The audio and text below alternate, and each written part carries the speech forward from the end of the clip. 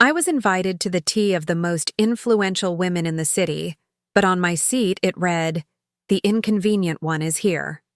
What I revealed immediately silenced the laughter.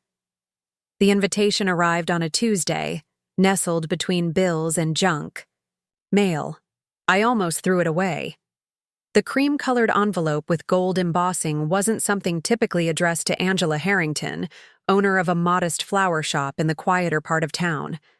My hands trembled as I opened it.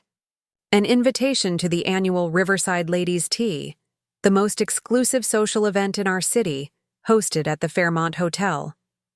Only the elite were invited: doctors' wives, executives, old money families. Not women like me who spent their days with soil under their fingernails.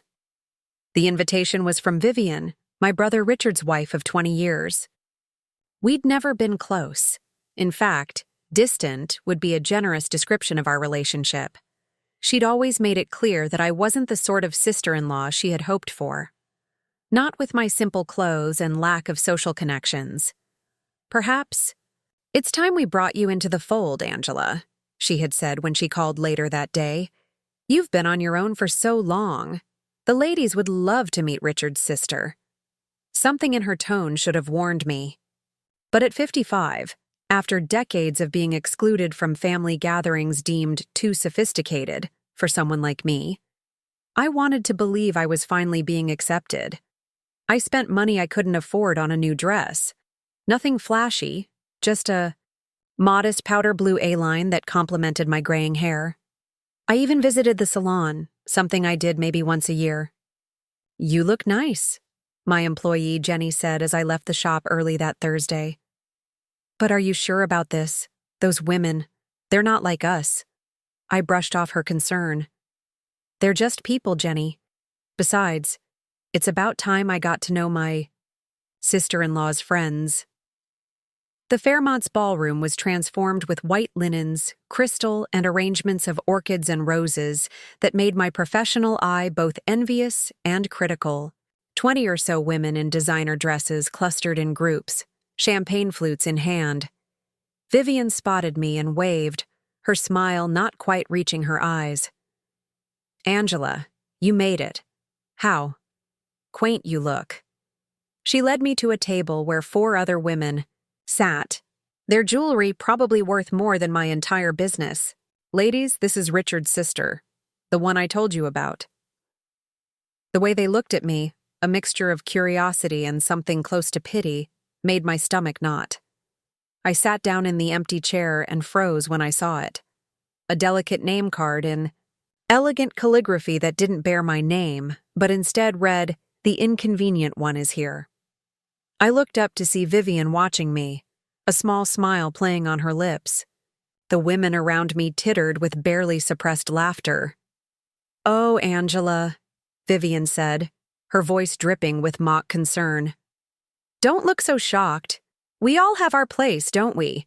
I just thought it would be amusing for the ladies to meet the black sheep Richard has tried so hard to keep hidden all these years." The laughter grew louder. I felt my face burning, remembering every family gathering I wasn't invited to, every Christmas where my gifts for my niece were forgotten in a closet. Every time Richard had said, "It's just easier if you don't come, Angie," I had been invited as entertainment. A joke. I gripped the edge of the table, steadying myself. "Well," I said, surprising myself with how calm I sounded. "If I'm going to be the day's entertainment, I might as well make it worthwhile." I looked directly at Vivian, whose smirk was fading into uncertainty. "Would you like me to tell them about the text, Vivian? The ones between you and Eleanor's husband?" The room went deathly quiet. Vivian's face drained of color, and I saw Eleanor, the elegant host of the tea sitting 3 tables away, stiffen in her chair. "What did you just say?" Vivian's voice had lost its mocking tone, replaced by something tight and strained. I hadn't planned this. I'd kept Vivian's secret for months, telling myself it wasn't my business, that revealing it would only make me look vindictive. But sitting there, humiliated in front of these women who didn't even know me, Something inside me snapped. The texts, I repeated, my voice steady now. Between you and James, Eleanor's husband. The woman to my right audibly gasped. Another nervously reached for her water glass. I think you're confused, Vivian said, but her hand trembled as she set down her teacup. No confusion at all. 3 months ago, you left your phone at my shop when you came to order flowers for Richard's birthday. A text came through while I was trying to find your contact to let you know you'd forgotten it. From James. Quite explicit. Eleanor stood up from her table, her elegant posture suddenly rigid. I didn't read the rest, I continued. But I saw enough. I kept your secret. Vivian, even though I've watched you pretend to be Eleanor's friend, even though you've treated me like dirt for 20 years. I stood up, smoothing down my new dress that suddenly seemed so pointless. I'm not the inconvenient one here, Vivian. You are. The chaos erupted as I walked out. Eleanor's voice sharp with rage, Vivian's desperate denials. The shocked murmurs of women who lived for this kind of scandal, but never expected to be in its epicenter. In the parking lot, I finally allowed my hands to shake. I'd done it. I'd burned the bridge entirely. Richard would never forgive me. My already tenuous connection to my only family was now severed completely. I drove home in a daze, to my small house with its garden that was my only real joy, besides the flower shop. Once inside, I kicked off my sensible heels and sank onto the couch, still in my blue dress, as the afternoon's events replayed in my mind. The phone rang at 7:30. Richard. I let it go to voicemail, then listened as my brother's voice filled my living room, tight with rage. What the hell did you think you were doing? Do you have any idea what you've done? Vivian is devastated. Her reputation, our reputation, you had no right. This is exactly why we don't include you in things, Angela. You've always been jealous of what we have. You've always tried to ruin things for me. Don't call us. Don't reach out. You're done. The message ended. I didn't cry. Instead, I found myself laughing. A hollow, broken sound in my empty house. Jealous? Of their cold, status-obsessed life? Of a marriage I now knew was a sham? The doorbell rang an hour later. I opened it, expecting Richard, ready for the confrontation. Instead, I found Rebecca, my 20-year-old niece, her eyes red-rimmed. Angie, she said, her voice small. Can I come in? I stepped aside, surprised. Rebecca hadn't visited me alone since she was a child. Vivian had made sure of that, always scheduling conflicting activities whenever I invited her. She sat at my kitchen table, refusing tea, twisting her hands in her lap. Mom and Dad are having a massive fight, she finally said. Dad's threatening divorce. Eleanor's husband showed up. It's chaos. I nodded, unsure what to say. Is it true? Rebecca asked. About Mom and Mr. Calloway? I sighed. I only saw one text, Rebecca. But yes, I believe it is. She nodded, staring at her hands. I'm not surprised. Mom's always been. She always has to have everything. The best house, the best clothes, the best husband. Even when she already has those things, she still wants more. In that moment, looking at my niece's face, so much like Richard's, but with a softness he'd long since lost, I realized how much I'd missed by being excluded from their lives. How little I knew this young woman. I'm sorry, I said. I never meant to cause this kind of upheaval. Rebecca looked up, her eyes surprisingly clear. Don't be. Maybe it needed to happen. Maybe we all needed to see the truth. She left shortly, after promising to call me the next day. As I shut the door behind her, I felt a strange mixture of guilt and liberation.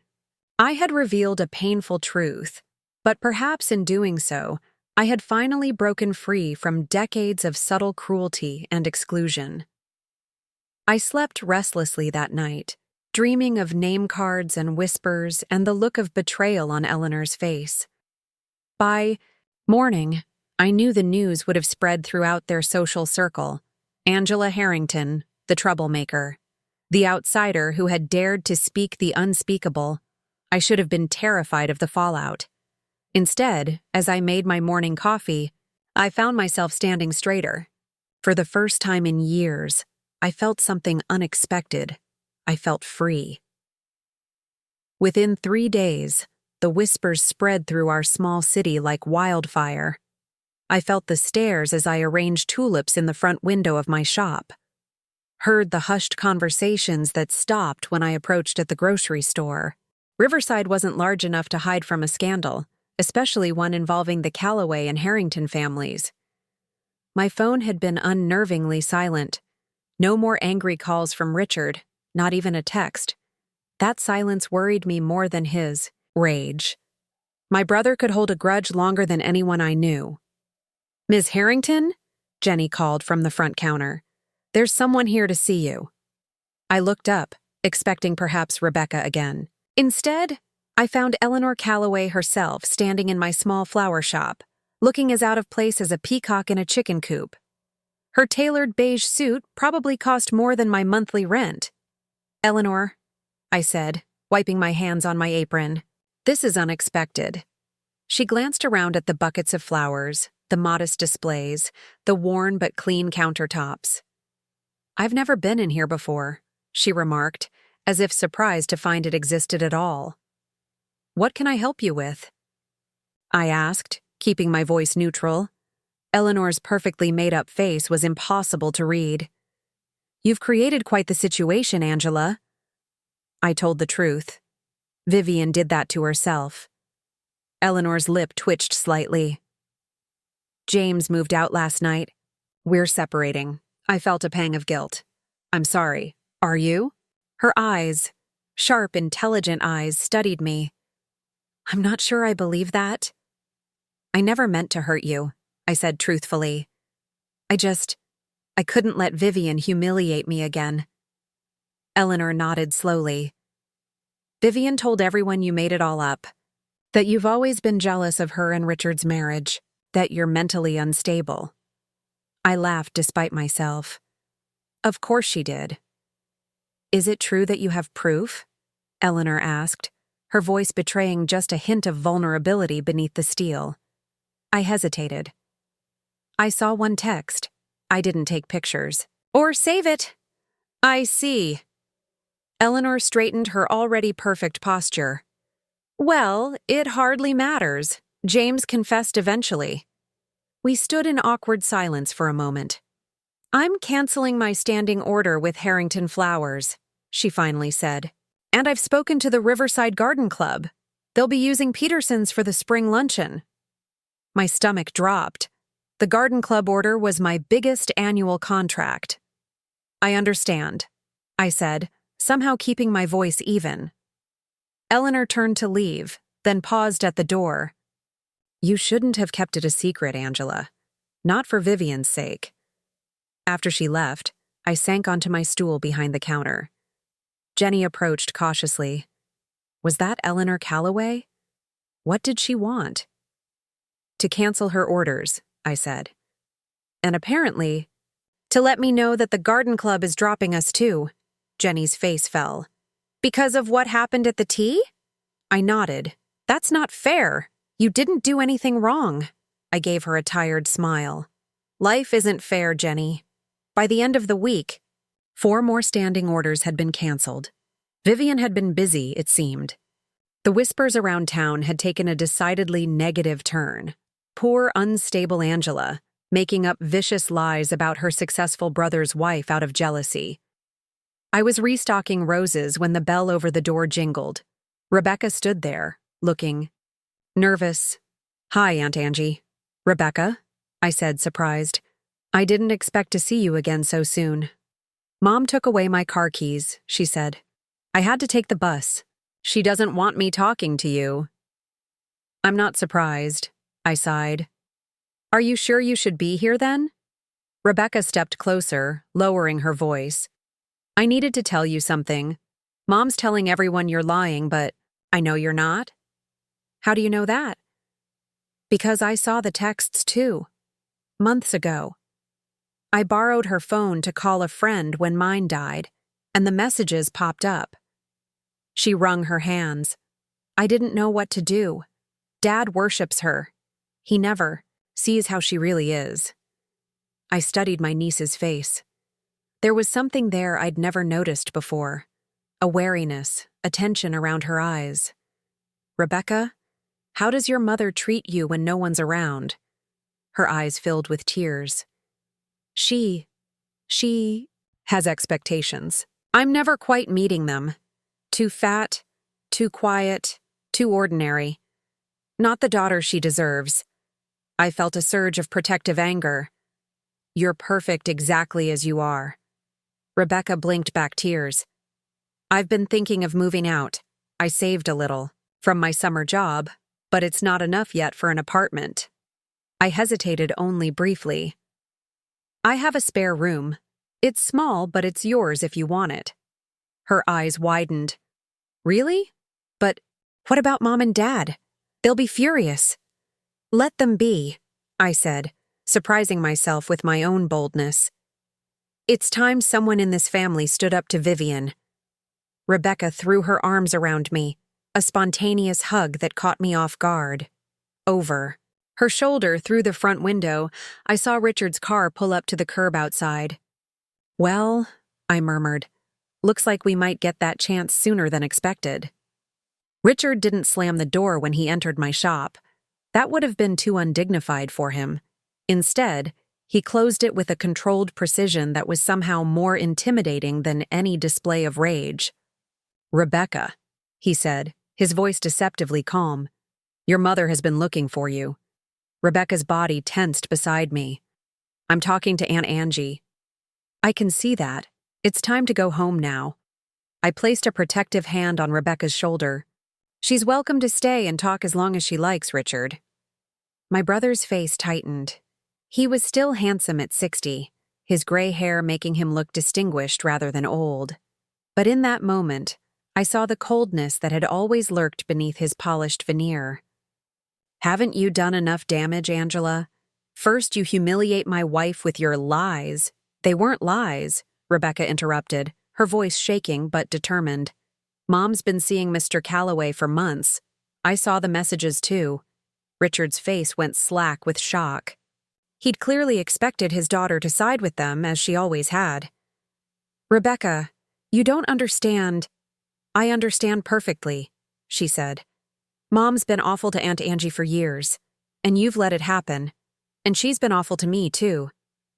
That's ridiculous, Richard snapped. Your mother has given you everything. Except acceptance, Rebecca said quietly. Or kindness. Something shifted in Richard's eyes, a flicker of uncertainty, quickly replaced by anger. This is your doing, he said to me. You've poisoned my daughter against us. No, Richard, I replied, feeling strangely calm. Vivian did that all on her own. He stepped forward, lowering his voice. The garden club account was just the beginning, Angela. Vivian has friends in this town. Important friends. By the time she's done, you won't have a business left. The threat should have terrified me. A month ago, it would have. But standing there with Rebecca, I felt something unfamiliar stirring inside me. Strength, perhaps. Or simply the exhaustion of decades of allowing myself to be bullied. Is that who you've become, Richard? I asked softly. A man who helps his wife destroy his own sister's livelihood because she exposed an ugly truth? Something flickered across his face, regret, perhaps, or shame. But it vanished as quickly as it appeared. Rebecca, let's go, he repeated, reaching for her arm. Rebecca stepped back. No, I'm staying with Aunt Angie for a while. Don't be ridiculous. You have university. I can commute, she said firmly. I need some space from you and Mom. Richard's face darkened. If you don't come home now, your tuition stops. Your allowance stops. Everything stops. I felt Rebecca tremble beside me, but her voice remained steady. Then I'll get a job. I'll take out loans like normal students." Richard stared at her, clearly not having expected this resistance. Then he turned to me, his expression cold. "Congratulations, Angela. You've finally succeeded in turning my family against me. I hope you're satisfied." He turned and walked out, the bell above the door jingling with incongruous cheerfulness. That night, Rebecca slept in my spare room while I tallied the month's books at my kitchen table. The numbers were grim. With the garden club account gone and several other cancellations, I was looking at a significant shortfall. If Vivian succeeded in turning more clients against me, the shop might not survive until summer. I was still staring at the figures when my phone buzzed with a text from an unknown number. "This is Eleanor Calloway. Can we meet tomorrow? 10 a.m. at Riverside Park. I have a proposition." I showed up at the park the next morning, curious despite my wariness. Eleanor was already there, sitting on a bench overlooking the duck pond, looking less polished than I'd ever seen her. "Thank you for coming," she said as I sat beside her. "What's this about, Eleanor?" She gazed out at the water. "I've left James. For good. The divorce papers are being drawn up."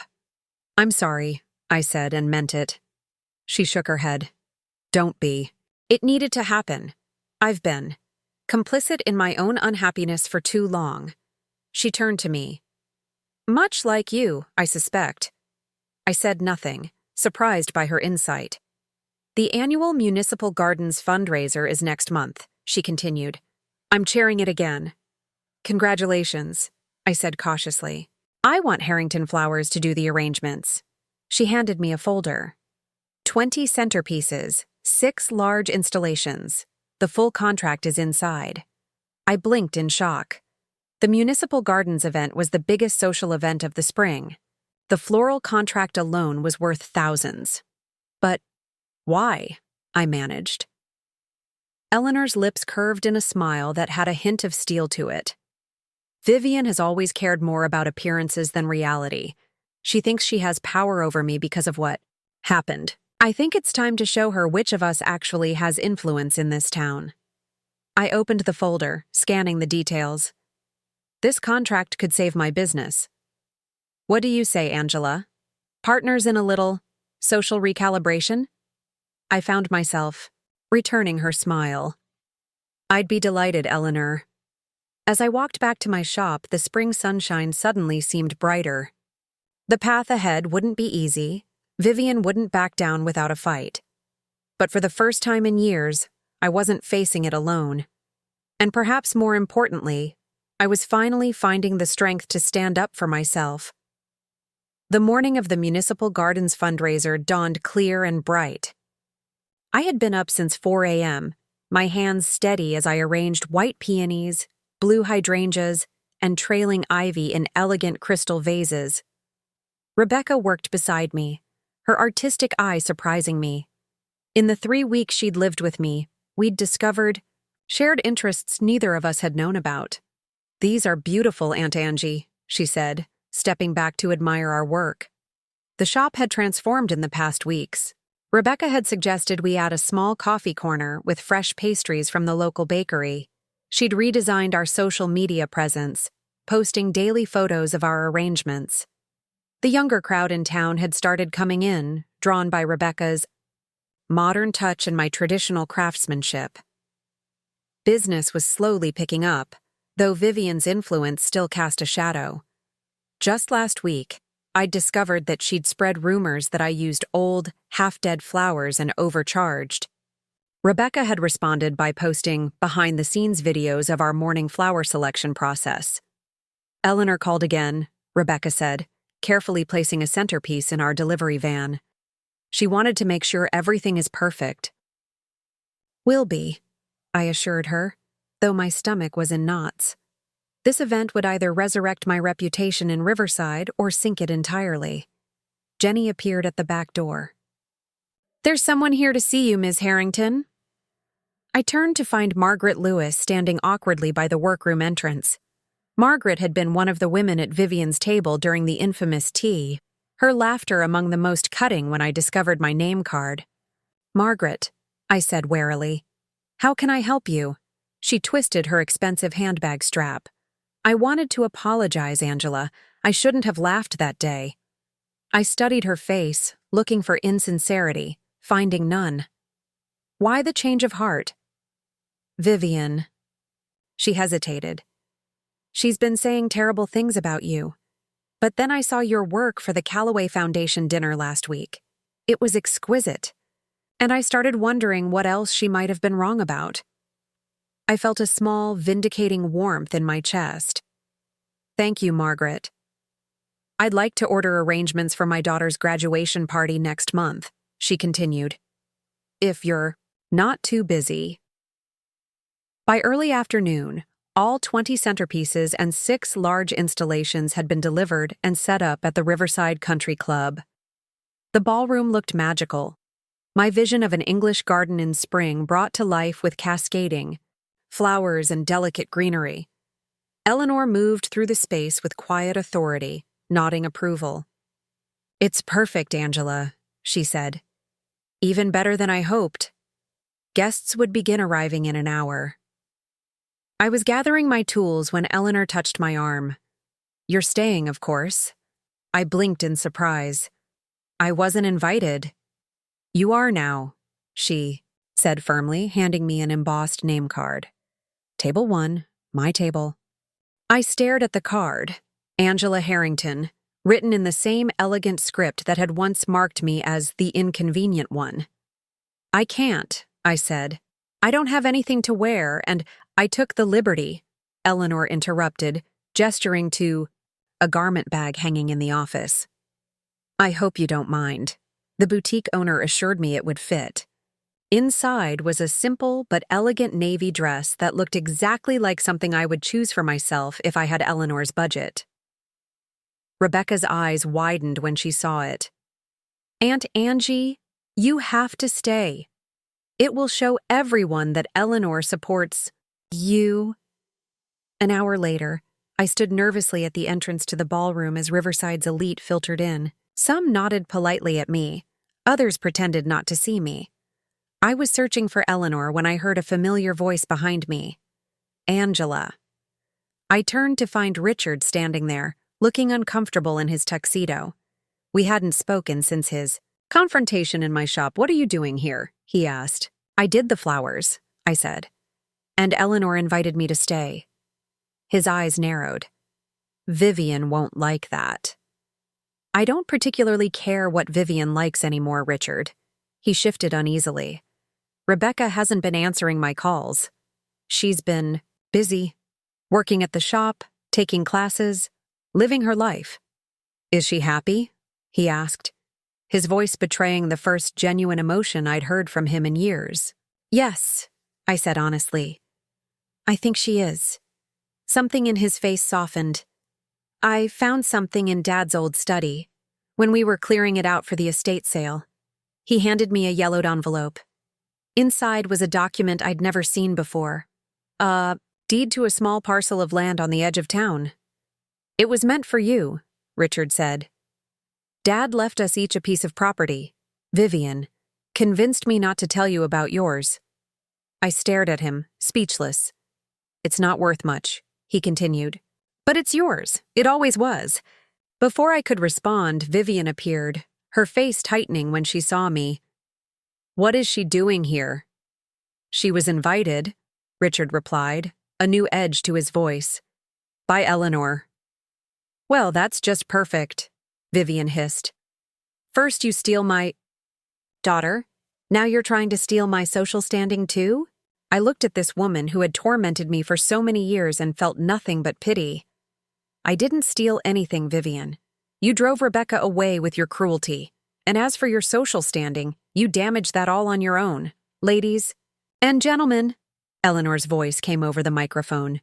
If you'll all take your seats, dinner is about to be served. I turned away from Vivian, the deed still clutched in my hand, and walked toward table 1, where Eleanor and Rebecca were waiting. For me. Behind me, I heard Richard say quietly to his wife, We need to talk, Vivian, about a lot of things. 1 year later, I stood in front of the newly renovated storefront, the spring sunshine warming my face as Rebecca adjusted the sign. Harrington and niece, flowers and gathering space. The small plot of land Richard had returned to me, my father's forgotten gift, had been sold to a developer for a surprisingly generous sum, enough to not only save my shop, but to expand it into the vacant space next door. "It looks perfect," Rebecca said, stepping back to admire our work. The bell over the door jingled as Jenny emerged with a tray of coffee cups.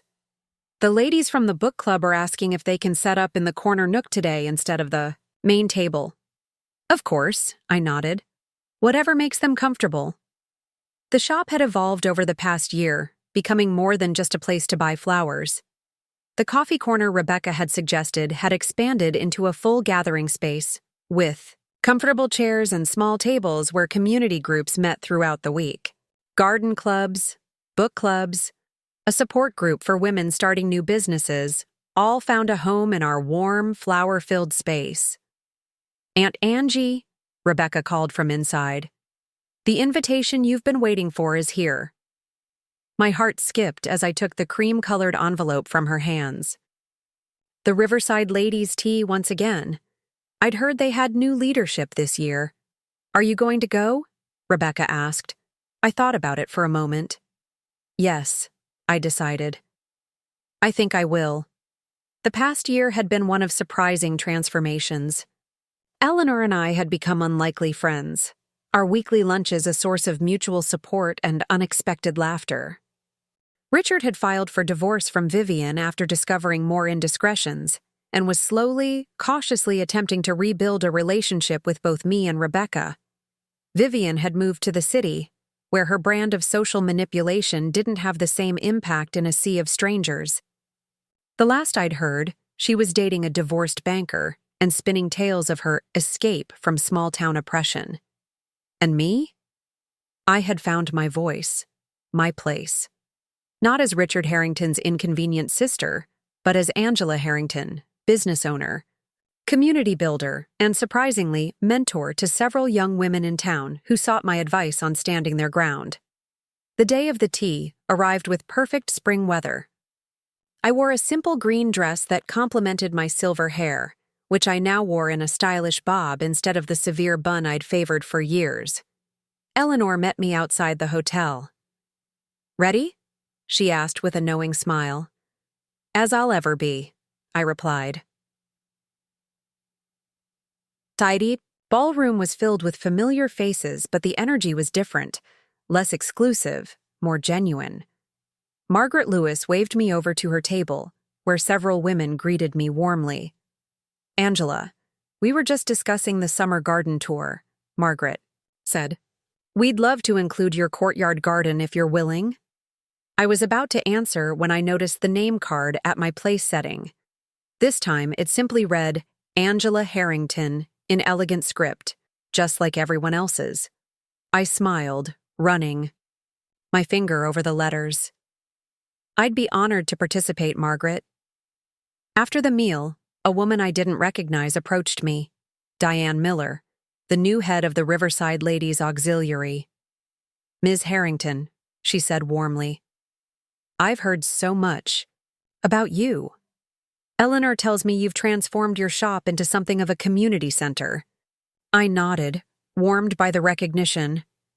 "We try to provide a welcoming space for anyone who needs it." "That's exactly the kind of initiative our group wants to support," she continued. "We're starting a grant program for women-owned businesses that give back to the community. I'd love to discuss how we might help you expand your gathering space concept." Later, as Eleanor and I shared a quiet moment on the hotel terrace, I found myself shaking my head in wonder. "Something amusing?" she asked. "Life," I replied. A year ago, I was the inconvenient one, the woman no one wanted at these events. And now you're becoming a force in this town, Eleanor finished for me, on your own terms. I thought about Rebecca, who had blossomed working at the shop while finishing her degree, about the small but growing community that gathered daily in our space, about the women who sought me out for advice or simply a listening ear. "I spent so many years trying to be accepted by people who never valued me," I said softly. "I never," Realize that by being myself, I might create something more meaningful than social acceptance. Eleanor raised her champagne glass. To the inconvenient ones, she said with a small smile, may we continue to disrupt the comfortable and comfort the disrupted. I clinked my glass against hers. To finding our own place in the world, however, late in life it comes. That evening, I returned to my shop, my haven, and found Rebecca hosting an impromptu gathering of young entrepreneurs. Their laughter filled the space, mingling with the scent of flowers and fresh coffee. "Aunt Angie," she called, waving me over. "How was the tea?" "Different," I said. "Better." As I moved through my shop, greeting each person by name, I thought about that first invitation a year ago, the one that had seemed like a chance to finally belong, but had actually been a cruel joke. It had turned out to be the best thing that ever happened to me. The name card that had once hurt me so deeply. Though Inconvenient One had become a badge of honor. Being inconvenient to those who wanted to maintain their comfortable status quo was sometimes exactly what was needed. I had spent 55 years in the shadow of my brother's social standing, seeking approval from people who would never truly see me. Now, at 56, I had finally stepped into the light. Not their light, but my own. And it was glorious.